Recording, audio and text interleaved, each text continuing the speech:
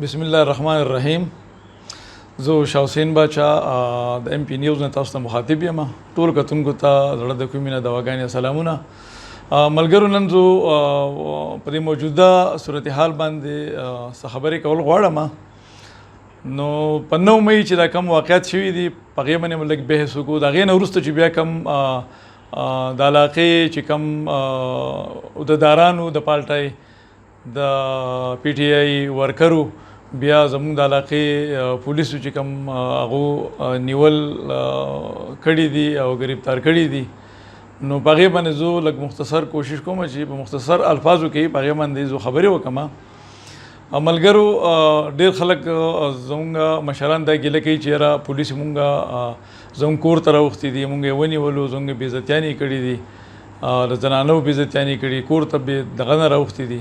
نو زما په خیال باندې که موږ وګورو نو زموږ دې مشرانو د دوی په جذباتي تقریرونو باندې زموږ چې کوم وروڼه دي د پی ټی آی چې کوم ورکر دي، نو هغه هم ډېر په دې علاقه باندې که تاسو وګورئ نو ډېر هغه هم نقصانات کړي دي، ولې چې دا خو ینګ هلکان دي او په جذباتو کې راغلي دي او دوی په دې جذباتو کې راویستي دي. نو هغوی چې دا کم نقصانات کړي دي، نو په کار خو دې مشرانو له چې په ټایم باندې دوی د هغې خبره کړې وې، د هغې معذرت یې کړی وی، نو هغه معذرت هم د خلکو ونه کړو، الټه دوی چې دی نو خلک په جذباتو کې راوستل هغه ورکر او ډېر غټ نقصان یې وکړو. باقي که دوی دا خبره کوي چې یاره زمونږ بې عزتي شوې ده یا موږ پسې کور ته راوختي دي، نو چې یو پولیس په تا پسې راشي، په تا پسې وارنټ دی یا ستا څه انکوایري کوي او ته کور نه راوځي نه، نو ظاهره خبره ده چې ادارې خو بیا خامخا کور ته وړي یا په زور باندې یا په رضا باندې یا خو به خامخا ګرفتاري به کوي.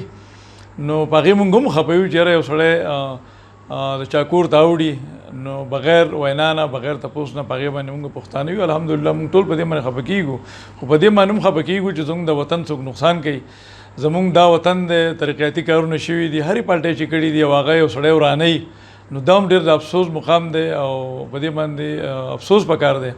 نو په دې باندې زه دا خبره کوم چې یاره ګناه زو زیات تر د پالټۍ مشرانو ته کومه، دا کم قدم چې دوی اوچت کړی دی او دا کم جذباتي تقریرونه چې دوی کول او دا کشران یې دومره جذبه کړه، دومره په جذباتو کې راوستل چې دوی وطن له نقصان ورکو.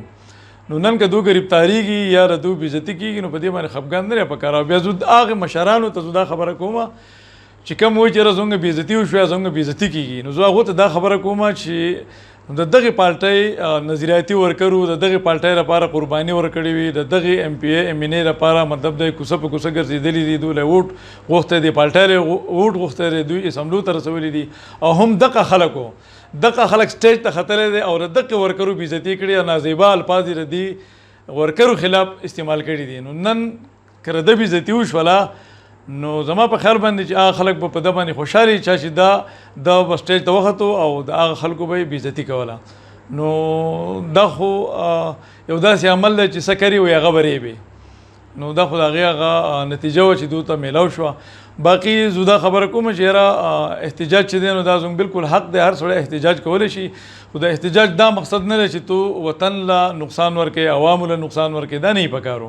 احتجاج کوه، خپله خبره کوه، خو داسې مه کوه چې کم کارونه زمونږ مشرانو زموږ پالټو کړي دي، د ترقیاتي کارونه کړي دي او ته راځي او هغه ورانې یا تو د ادارو خلاف لیږې کنځل ویل کوي. لکه په هر شي یو طریقه کاري، په هغه طریقه کار باندې چې مطلب ده که اداري هم چلیږي که پالټو والا هم چلیږي، نو دا ملک په چې دی دا به ترقي وکړي، دا به مخ په وړاندې لاړ شي. خو که هر سړی خپله منماني کوي، خپله بدماشي کوي، لکه څنګه چې زموږ که وګورو نو کسان داسې وو په دې پالټۍ کې چې هغو چې کله مطلب د هغو ته عهدې میلاو شوې، نو هغو د ځان نه پیروانان جوړ کړه. مثال یې د پیروانو چې یاره بس د هر څه زما دي او د هر څه زما په انډر کې دي. دغه ادارې وي که تاسو سوچ وکړئ نو دغه ادارې هم دې خلکو د دې عوامو خلاف هم استعمال کړي دي.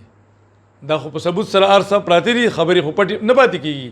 نو هم دغه مشرانو د دغه خلکو خلاف دا ادارې هم استعمال کړي دي، چا چې دوله ووټ ورکړی و، د چا لپاره چې دوی قرباني ورکړې وه، د چا لپاره چې دوی منډې ترډې والې وي، د چا لپاره چې دوی په علاقه کې د خلکو سره جنګ جګړې خفګانونه کړي وو، د دغه خلکو دپاره د دغه ایم پی ای د دغه ایم این ای لپاره، او دې خلکو بیا هغو له عزت نه دی ورکړی، هغو الټه یې بې عزتي کړې ده.